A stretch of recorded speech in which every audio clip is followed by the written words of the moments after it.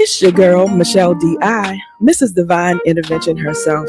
To all my helper bees out there, you know who you are. Those that are always helping everyone else and neglecting yourself. Yes, boo, look in the mirror. I'm talking to you. Here to let you know God has not forgotten about you. I've been sent on divine assignment. It's time for reflections, choosing me guilt free. That means 30 minutes for your mind, your body, spirit, and emotions. And don't act like you don't have time. You have time for everyone and everything else. Sit back and relax because if you're here, that means this show is for you or it's for someone you know. But most likely, it's for both of y'all. Deep breaths, love. Let's go.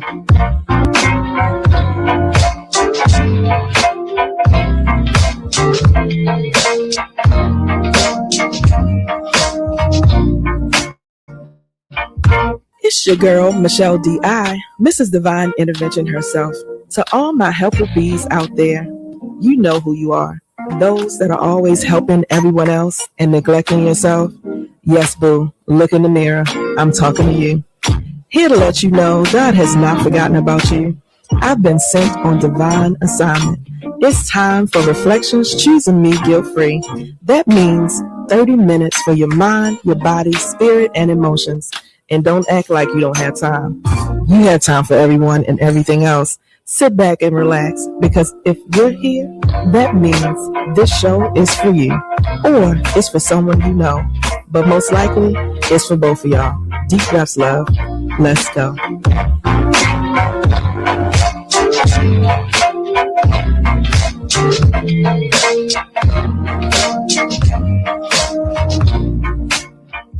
Hey family, hey family, hey family. It is your girl, Michelle Allen Franklin.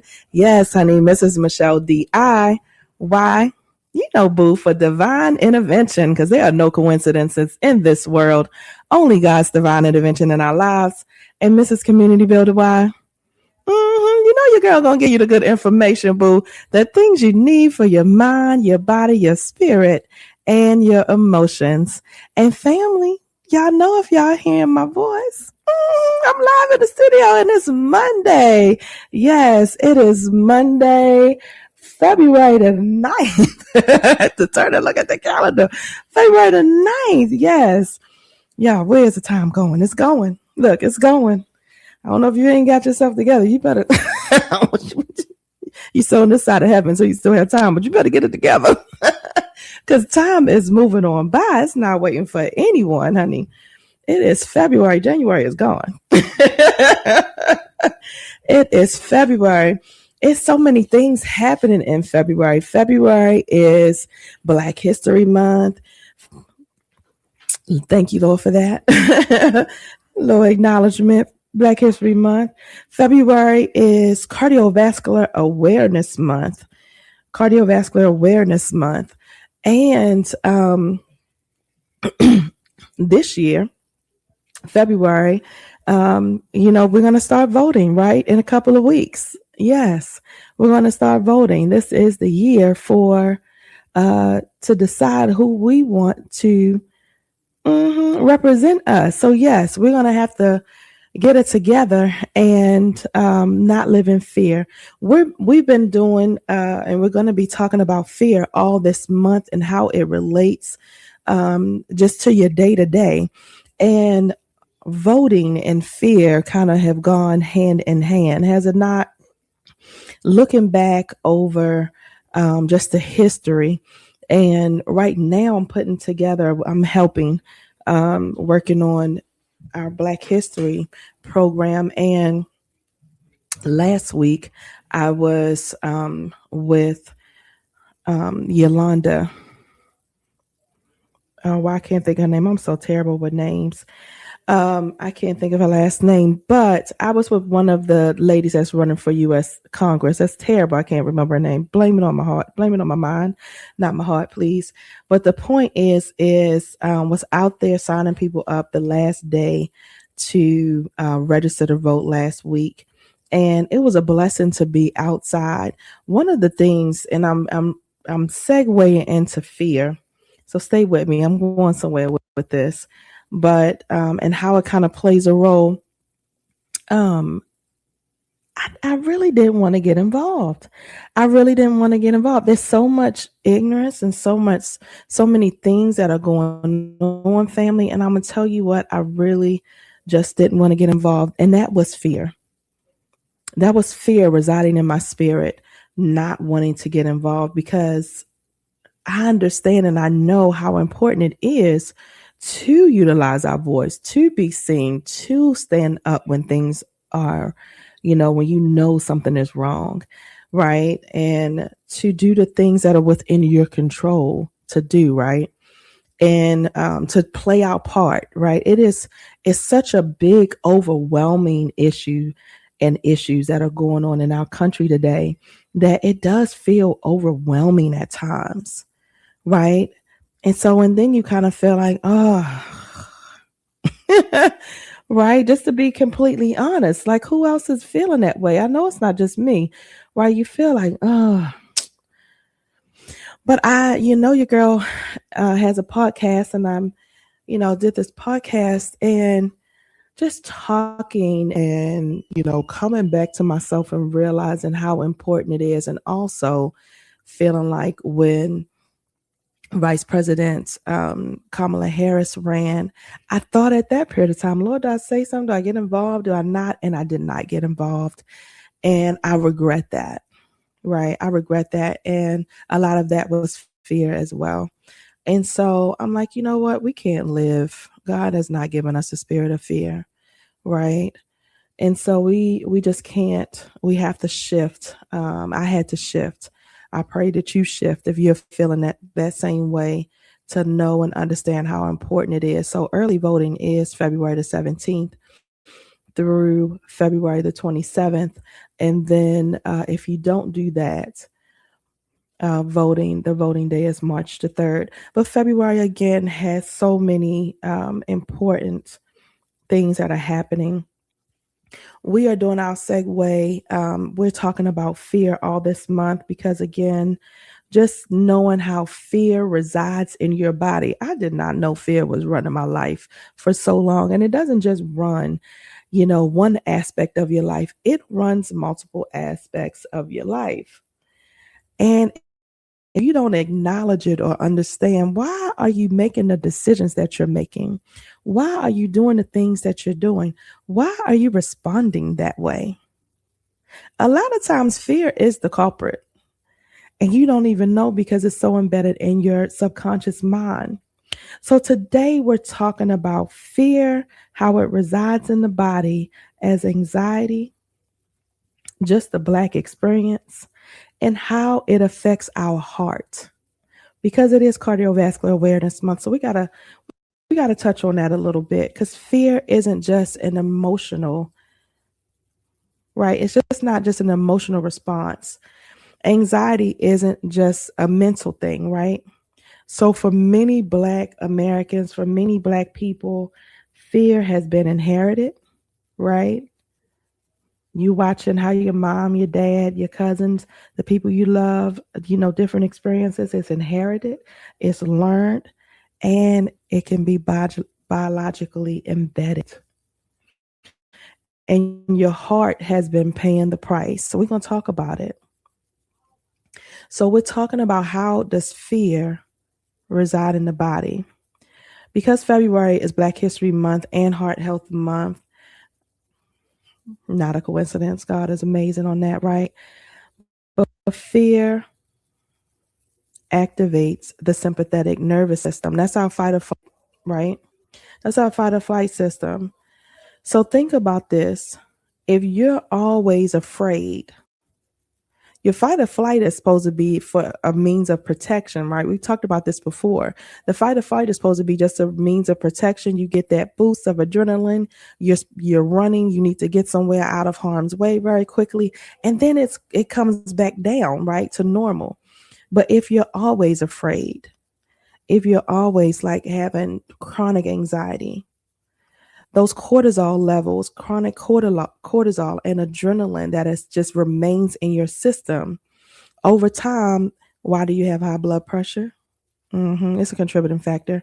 Why do you have inflammation in your body? It's a contributing factor. Why do you have heart disease? Why have you had that stroke? Contributing factor. We as African Americans, we are more likely to live in constant, just this hypervigilant, just stage of life, right? We experience this racial tension, racial stress, generational trauma. I can remember the very first time that Trump was elected and the shift that happened just here in Tyler. And it was something very demonic that happened. People that seemingly you didn't even, I wasn't suspecting of being supporters and agreeing to such egregious behavior, um, were coming out and they were proud. And it was really interesting and scary to see that I'm possibly am sitting next to, because you're working with these people, right? You are seemingly just assuming that everyone is on the same mind frame as you because you're talking to these people every day. But nope. And so that was very scary to see downtown Tyler, to see all the Confederate flags that came out during that period of time and how people were buying those big trucks. Like all of a sudden you saw all of these big trucks with Confederate flags and young white males, just in older, just all around Tyler. That was a time frame where, yeah, I could remember my anxiety going up. I would get phone calls. I'm still getting phone calls. Y'all know I'm a nurse. I've been a nurse for 25 years, be 26 in August. And I'm getting phone calls about the level of anxiety that people are having, because of the state of ignorance that we're living in right now. And so, again, experiencing racial stress and generational trauma. It's something about, a generation that, we had to be strong, told to be strong. And instead of just being safe, like you got to be strong and be safe in this crazy, these crazy situations that might even arise. We got to think ahead. We got to plan ahead. We got to be better. We have to do all of these things. And so you find yourself just kind of feeling on edge, even when nothing is wrong, right? That's a identifying moment in your spirit. Like, have you just found yourself on edge when nothing is wrong? Of course, we have the survival tool that, we go all the way back in history. So we're talking about, of course, being enslaved. Imagining how that felt to just be enslaved and just being on constant alert. The Jim Crow area just requiring controlled behavior, seeing people, someone that you love, possibly hanging or being treated unfairly or being treated just because, right? Because you whistle, because you look wrong, because you looked darker, or whatever the situation may be. And you had to control that behavior. You couldn't respond. How did that sit in your body? It set as fear, right? Even during the civil rights era of, just this required amount of measured restraint. I watched the videos of, MLK walking and all that was happening during that period of time and how much restraint it took to not respond. And I'm sitting up thinking, like, you knew what might happen. You knew what was probably going to happen when you walked, when you walked here, when you walked there, when you responded, when, you protested. And you had to sit in that. Doesn't mean that they wasn't afraid. I'm sure there was some fear. Nevertheless, measured restraint, because nope, didn't respond, right? And at that period of time, understanding and knowing that there was a generation that are still alive today that felt like fear has kept you alive. You watch fear is basically keeping us alive, right? Even with everything that has happened today, all the way dating back to Trayvon Martin, to what happened in Minnesota 2 weeks ago, right? So just fear residing in your body and never turning off. Trauma and the way the trauma sits in your body, it doesn't just pass away, right? It doesn't just pass emotionally, that passes biologically as well. There is a study of epigenetics. Epigenetics, it is the stress response that is inherited. Like it could be from your mom or your father being stressed, anxiety from you being in the womb all the way back then, and it's seeping into you, right? Into your bloodstream because you're connected, inherited. And so you might not remember why certain things make you afraid, but your body remembers.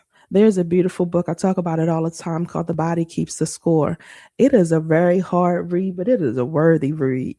And, you know, I listened to it the second time on Audible because it's just kind of easier to listen to it for me. But for people that like to read, it's called The Body Keeps the Score, but it is when you don't remember, right? Your body remembers. So knowing that our ancestors survived by just staying alert, but they were in survival mode,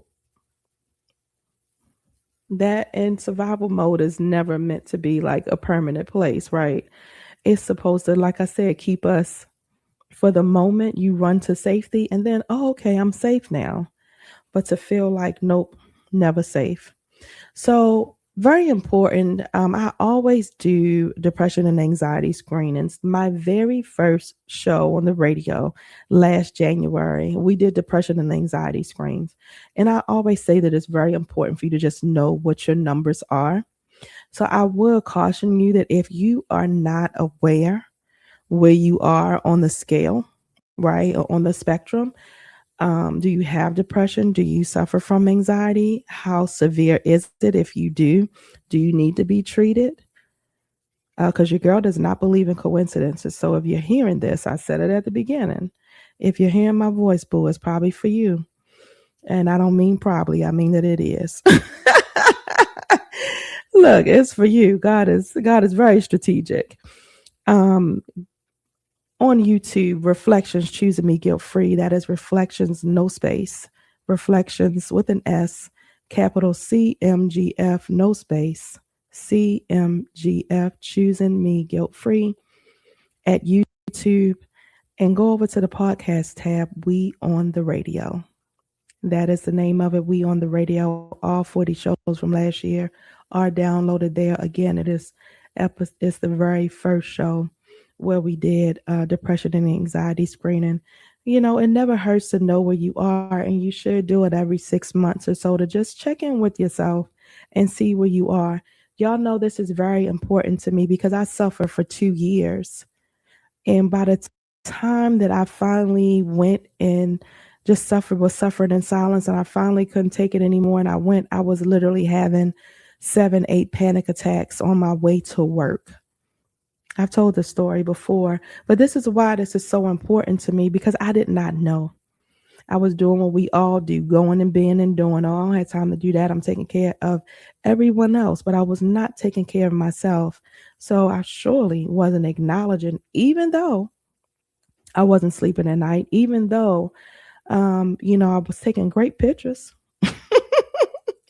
I take real cute pictures, real cute. It's real cute. I was taking real cute pictures back then too. Real cute pictures. Going to church every Sunday, smiling and laughing all the way and suffering. And so I just need you to know that you don't have to do that. Okay. And so know that there are some, um, resources as to where you can get help from and find out, again, if you are suffering, and what degree you are, because it's not necessary. But understanding when fear just becomes a lifestyle. So you got a relationship with fear. It's just part of your day to day, and it's been hanging out with you for so long. It doesn't even feel like it's dangerous anymore. But fear, like I said, is a response to danger. So how are you just hanging out? Anxiety is fear without an off switch. It's just on and on. You're just scared and scared and scared and scared about every little thing. Common anxiety in our community looks like overworking.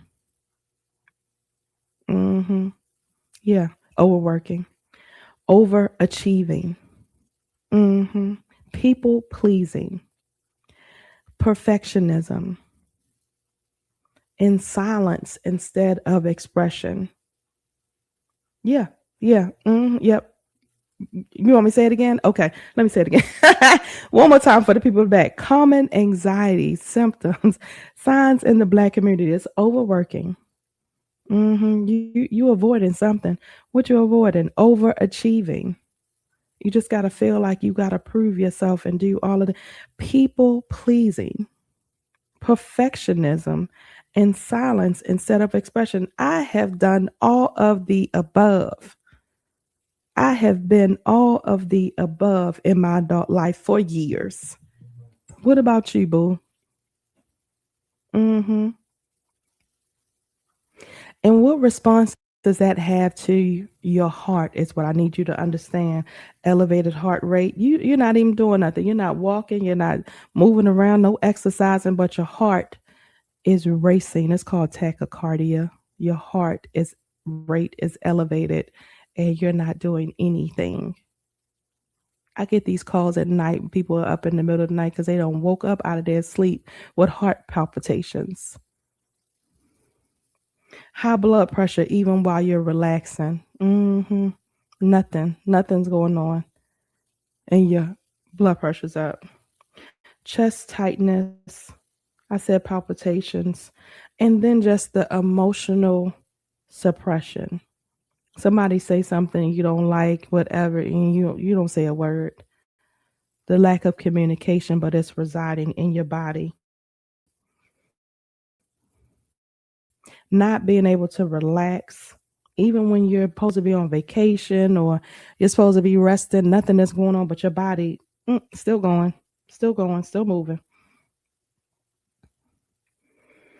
And so understanding why is this important? Because heart disease is the number one killer, not only in the Black community. This heart disease is the number one killer of all of anything, the cancers, everything put together. Nope, doesn't touch heart disease. Well, this is very important for you to recognize and understand and take inventory. Again, because if you're hearing this, it does not have anything to do with your size. It doesn't have anything to do with how much money you have. It doesn't have anything to do, right? Any of the things. It doesn't make you immune to it. Stress and anxiety are major contributing factors, major contributors. And so the heart responds to emotional stress the same way that it does to physical danger. So I just want you to imagine you have one of those little stress balls. You know how you're just squeezing, squeezing, squeezing. So nice. Oh, so good. Squeeze, squeeze, squeeze. Imagine just squeezing this stress ball, right, all day. And eventually it kind of wears out and wears down. That is what chronic fear and anxiety does to your heart muscle. Your heart is a muscle, right? And so we know that muscles get weak. So that overuse anxiety, that overuse fear, that overuse of that heart muscle, it's going to affect right? It's going to affect you. Proverbs 4:23 says, guard your heart, for everything you do flows from it. So this isn't just a physiological thing, it's a spiritual thing as well. Guard your heart. So signs that fear is running in your system. You're always tired, but you can't sleep.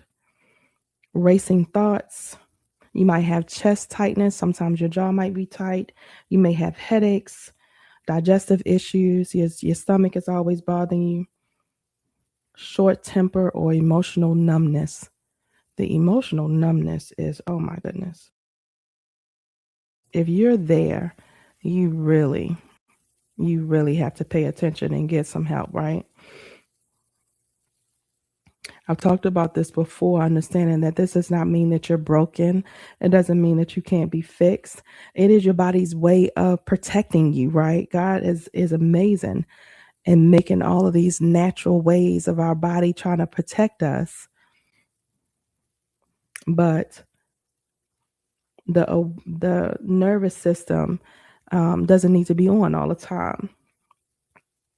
So how are we breaking the cycle really quickly? We are going to do some breath work. First, awareness is number one, right? So when you are aware, take a moment, purposely slow down, because slow breathing helps to signal your heart. So even like taking 60 seconds to just take a minute and take inventory. Oh, wait a minute. Hang on. I'm feeling some kind of way.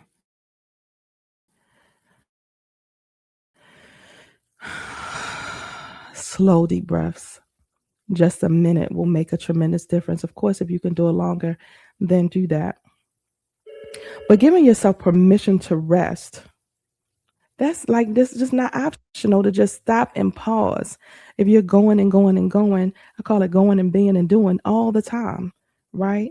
Going here, gotta go, gotta take your husband, gotta take your kids, gotta go, gotta be this, gotta do this, gotta be this, gotta go, gotta be, gotta do. Mm-mm. Rest is good heart care. You can't do everything, boo. You have to rest. And then just being honest with yourself, being honest with others, being honest with your family, because do you understand that silence that you're doing when somebody does something to you and you don't say anything, that silence raises your blood pressure. Can you feel it? You can't. When you express yourself, you know what it does? It releases. Yeah, it releases. And so what does that do? Lowers your blood pressure. So I need you to start paying attention to your heart. We have to stop taking our bodies for granted. Your heart needs to feel safe. So I need you to look in the mirror and tell your heart, my heart is safe. I am allowed to rest, and fear no longer leads my body. That is the message of the day. We need your heart to be safe. We need for you to understand that fear cannot lead and control your life, and it no longer it resides in your body, and you are allowed to rest. Give yourself permission. All right, family, take care of your heart. Divine intervention.